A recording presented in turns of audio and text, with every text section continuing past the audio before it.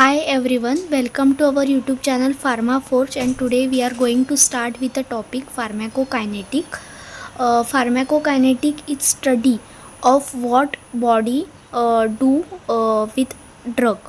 Means हमारे घर में जब कोई मेहमान आता है, कोई गेस्ट आता है, तो हम फर्स्टली उनको बैठने के लिए जगह देते हैं। उसके बाद उन्हें हमारा घर दिखाते हैं और उसके बाद उन्हें कुछ खाने के लिए देते हैं और वो बाद में हमारे घर से निकल जाते हैं। लाइक दैट कोई भी ड्रग हमारे बॉडी में जब आता है तो फर्स्टली उसका एब्जॉर्प्शन होता है, देन उसका डिस्ट्रीब्यूशन होता है, फिर उसका मेटाबॉलिज्म होता है और मेटाबॉलिज्म के बाद ड्रग का एक्सक्रीशन होता है।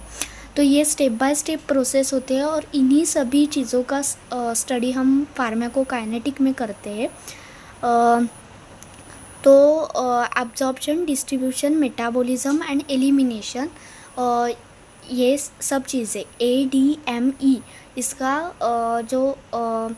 यही चीज़ें हम फार्माकोकाइनेटिक में इंक्लूड करते हैं। तो absorption is a movement of the drug from site of administration to site of absorption. Means absorption यही होता है कि किसी रूट से हमने हमारे ड्रग को दिया है, आइदर ड्रग हमने सबलिंगुअली दिया हो या ओरली दिया हो या इंट्रावेनस रूट से दिया हो या इंट्रामस्क्यूलर रूट से, एनी ऑफ द रूट, वहाँ से उसके टारगेट साइट तक ड्रग का जो जर्नी है वो एब्जॉर्प्शन है। और एब्जॉर्प्शन के वेरियस मैकेनिज़म्स होते हैं। In mechanism of absorption there is a passive diffusion, then facilitated diffusion, active transport and endocytosis. All these are in the mechanism of absorption. First is a passive diffusion, then facilitated diffusion, third is a active transport, and last one is a endocytosis. Passive diffusion is a most common way of drug absorption. In simple diffusion there is no utilization of energy, and movement of the drug is from the region of the higher concentration to region of the lower concentration, and drug should be lipophilic in nature, unionized in nature, and non-polar to get absorbed by the simple diffusion, and particle size of the drug should be within the 100 to 400 Dalton to absorb effectively. Means ये जो simple diffusion होता है उसके लिए कोई भी energy consumption नहीं लगता, कोई भी ATP हमें उस स्पेंड नहीं करना पड़ता उसके लिए। और ये जो होता है वो अलोंग द कॉन्सेंट्रेशन ग्रेडियंट होता है, मतलब कि from region of higher concentration to region of lower concentration.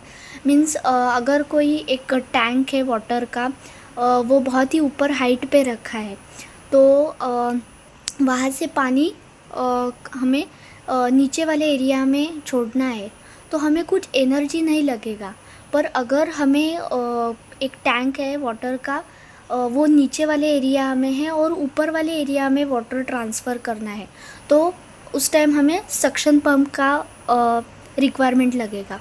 मतलब कि जब अलोंग द कॉन्सेंट्रेशन ग्रेडियंट है तो एनर्जी नहीं लगेगा, पर अगेंस्ट द कॉन्सेंट्रेशन ग्रेडियंट है तो हमें एनर्जी लगेगा। तो सिंपल डिफ्यूजन में कुछ भी एनर्जी नहीं लगता। And drug should be lipophilic, unionize और non polar to get absorb by the simple diffusion. Means हमारा जो फॉस्फोलिपिड मेम्ब्रेन है वो उसमें लिपिड कंटेंट हाई है, तो किसी भी ड्रग का रैपिड एब्जॉर्प्शन होने के लिए एक ही क्राइटेरिया होता है, that drug should be lipophilic in nature. वो क्राइटेरिया बहुत ही इम्पोर्टेंट है, ड्रग का लिपोफिलिक नेचर बहुत ही इम्पोर्टेंट है, उसी के साथ उसका पार्टिकल साइज भी इम्पोर्टेंट है, that is it should be with in 100 to 400 Dalton to get absorbed by the simple diffusion. Then next is a facilitated diffusion. Facilitated diffusion do not require energy, and it is also from region of higher concentration to region of lower concentration, but it involve carrier. Facilitated diffusion में energy consumption नहीं लगता, और ये भी like simple diffusion from region of higher concentration to region of lower concentration का ही transport है, सिर्फ डिफरेंस इतना है कि फैसिलिटेड डिफ्यूजन में कोई भी कैरियर की नीड होती है। कोई हमें किसी डेस्टिनेशन पे जाना है तो हमें ऑटो का यूज़ करते हैं या किसी व्हीकल का यूज़ करते हैं, तो ये फैसिलिटेड डिफ्यूजन है। फॉर एग्ज़ाम्पल हमारे बॉडी में जब विटामिन B12 का एब्जॉर्प्शन होता है तो उसके लिए इंट्रिंसिक फैक्टर रिक्वायर्ड होता है, और इंट्रिंसिक फैक्टर एक कैरियर के तरह काम करता है, कि व्हीकल के तरह काम करता है। तो this is nothing but the facilitated diffusion. You can see in the diagram, this is simple diffusion and one is the facilitated diffusion. Simple diffusion do not require any type of carrier, but facilitated diffusion required carrier, and both this simple diffusion and facilitated diffusion, they are along the concentration gradient, do not require consumption of the energy. Then next is a active transport. Active transport, it is energy dependent process, and movement of the drug from lower concentration to the higher concentration means against the concentration gradient. Means active transport जो होता है उसके लिए हमें energy खर्च करनी पड़ती है, एटीपी खर्च करने पड़ते हैं, और वो लोअर कॉन्सेंट्रेशन से हायर कॉन्सेंट्रेशन तक होता है। मतलब कि जैसे हमने अभी डिस्कस किया कि एक टैंक है, वो निचले वाले एरिया में है और हमें पानी ऊपर पहुंचाना है तो हमें सक्शन पंप का रिक्वायरमेंट लगेगा, लाइक दैट। उसका भी दो टाइप होता है, that is one is the symport and another is the antiport.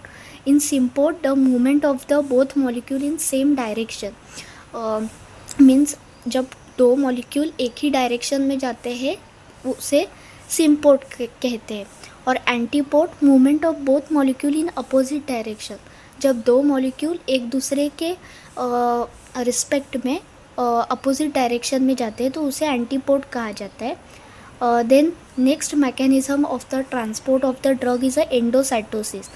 It is a process of capturing substance out of the cell by engulfing it with cell membrane. Means एक ये ऐसी process होती है जैसे कि amoeba में हम देखते हैं वो फैगोसाइटोसिस करता है. तो ये एक ऐसे प्रोसेस होते हैं जिसमें पार्टिकल को एनगल्फ किया जाता है. तो इसमें दो टाइप्स आते हैं, one is a phagocytosis and another is a pinocytosis. Phagocytosis is a process of engulfing solid particle. जब कोई भी सॉलिड पार्टिकल एनगल्फ किया जाता है तो उसे फैगोसाइटोसिस कहा जाता है, और जब भी लिक्विड पार्टिकल को एनगल्फ किया जाता है तो उसे पिनोसाइटोसिस कहा जाता है. तो एंडोसाइटोसिस में क्या होता है कि वेसिकल का फॉर्मेशन होता है, और वेसिकल का फॉर्मेशन होने के बाद एक सैक जैसी तैयार होती है.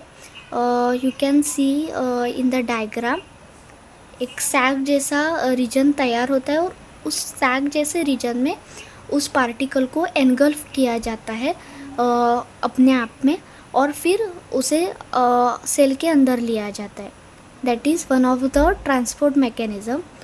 तो हमने कंक्लूजन क्या ड्रॉ किए इस ओवरऑल प्रोसेस से.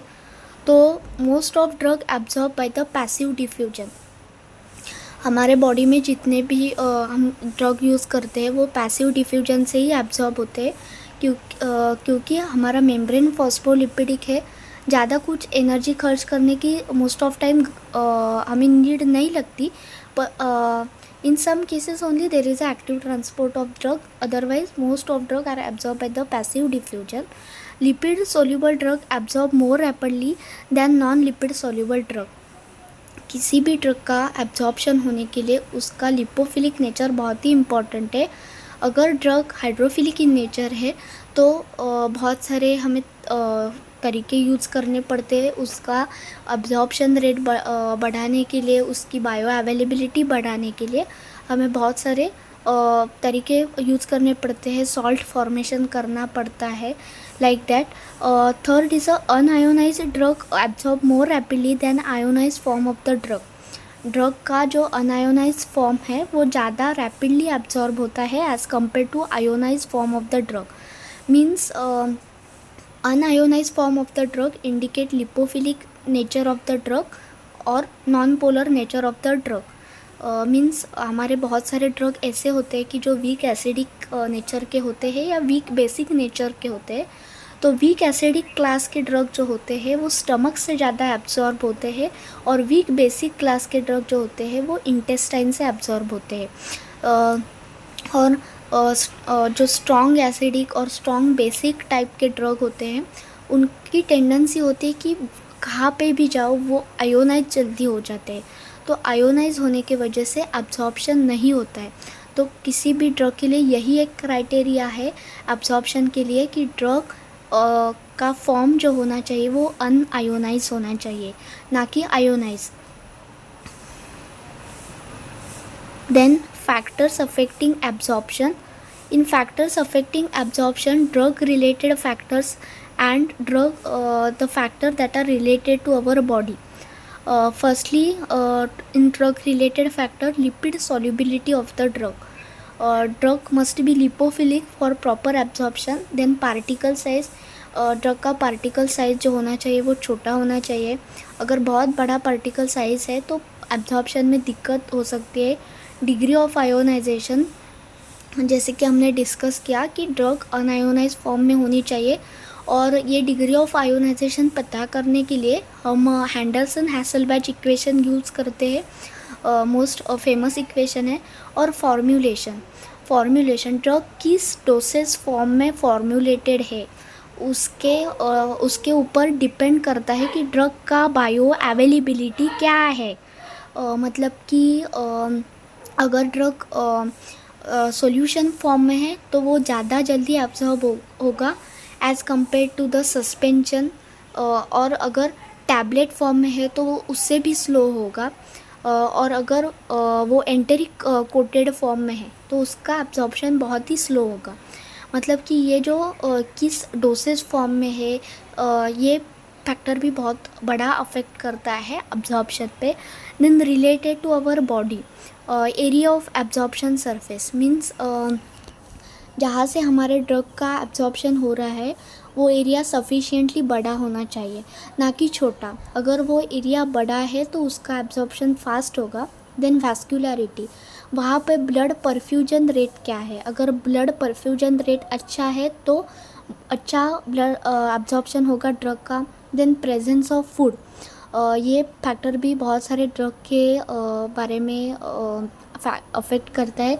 जैसे कि एस्पिरिन जैसी ड्रग है उसका एब्जॉर्प्शन डिले हो जाता है, पर अगर ग्रिशियोफल्विन जैसी ड्रग है तो उसका एब्जॉर्प्शन बढ़ जाता है इन प्रेजेंस ऑफ फूड। तो सिक्विनावीर जैसी ड्रग है, अगर मतलब कि एंटी HIV ड्रग है, HIV के ट्रीटमेंट में यूज़ की जाने वाली ड्रग है सिक्विनावीर। तो in presence of the lipophilic food उसका एब्जॉर्प्शन बढ़ जाता है। एंड डिसीज़ कंडीशन में भी हमारे जो ड्रग का एब्जॉर्प्शन है वो ऊपर नीचे हो जाता है because of the Crohn's disease और माल एब्जॉर्प्शन फैक्टर, हमारे ड्रग का एब्जॉर्प्शन जो है वो ऊपर नीचे हो सकता है। Then second is a distribution. Distribution is the reversible process in which drug leave the blood and enter to the extracellular fluid for cell or tissue. Distribution जो होता है वो रिवर्सेबल फेनोमेनन होता है, और like you may heard about the thiopentone, बहुत ही lipophilic drug है और ब्लड ब्रेन बैरियर को क्रॉस कर देती है, और because of the phenomenon of the redistribution it again come to the systemic circulation. तो उसका मेटाबॉलिज्म करने का कोई भी ज़रूरत नहीं पड़ता, वो directly because of its lipophilic nature खुद ही ब्लड ब्रेन बैरियर क्रॉस कर देती है।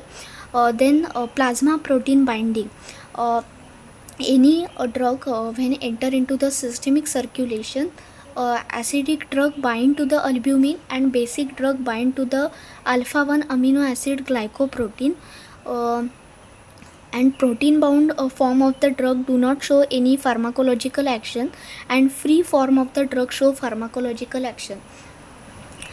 जब कोई भी ड्रग हमारे सिस्टमिक सर्कुलेशन में आती है तो acidic form of the drug जो होता है वो अल्ब्यूमिन से बाइंड होता है। एसिडिक तरह की जो भी ड्रग है लाइक एस्पिरिन वो अल्ब्यूमिन प्रोटीन से बाइंड होती है, और जो बेसिक काइंड की ड्रग होती है वो अल्फ़ा 1 अमीनो एसिड ग्लाइकोप्रोटीन नाम के प्रोटीन से बाइंड होती है। तो ऑलवेज़ रिमेंबर कि जो protein bound form of the drug है वो हमारे बॉडी में कोई भी फार्माकोलॉजिकल एक्शन नहीं दिखा सकता, क्योंकि वो रिसेप्टर को बाइंड करने के लिए हमारे बॉडी में अवेलेबल नहीं है, वो फ्री फॉर्म में नहीं है, तो वो रिसेप्टर से बाइंड नहीं हो सकता, and that's why it can not show any pharmacological action, but free form of the drug can show pharmacological action. Then third, next point is the volume of distribution. Volume of the distribution, it is hypothetical volume of the body fluid in which drug is in the dissolved form. Volume of distribution is given by the formula amount of drug in body upon plasma drug concentration. ये एक apparent volume है कि जो हम consider करते हैं कि जिसमें ड्रग डिसॉल्व फॉर्म में है. तो इसमें बहुत सारे फैक्टर्स हैं कि अगर ड्रग लिपोफिलिक इन नेचर है तो उसका वॉल्यूम ऑफ डिस्ट्रीब्यूशन ज़्यादा होगा, मतलब कि वो सारे टिश्यू में बाइंड होगी तो उसका वॉल्यूम ऑफ डिस्ट्रीब्यूशन ज़्यादा होगा. When drug is protein bound its volume of distribution is low, because वो प्रोटीन से बाइंड है, प्रोटीन से अटैच है, बंधी है, तो वो अदर लोकेशंस पे नहीं जा सकती, तो उसका वॉल्यूम ऑफ डिस्ट्रीब्यूशन कम होगा. देन अगर ब्लड परफ्यूजन रेट हाई है तो ऑटोमेटिकली वॉल्यूम ऑफ डिस्ट्रीब्यूशन ज़्यादा होगा. And when drug is in the ionize form volume of distribution is high. अगर ड्रग आयोनाइज फॉर्म है तो उसका वॉल्यूम ऑफ डिस्ट्रीब्यूशन हाई होगा. तो इस पार्ट में हमने सिर्फ एब्जॉर्प्शन एंड डिस्ट्रीब्यूशन कवर किया है.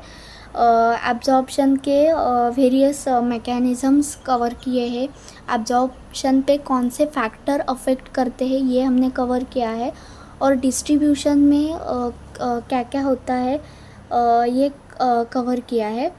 डिस्ट्रीब्यूशन में वॉल्यूम ऑफ डिस्ट्रीब्यूशन का कंसेप्ट हमने देखा. एंड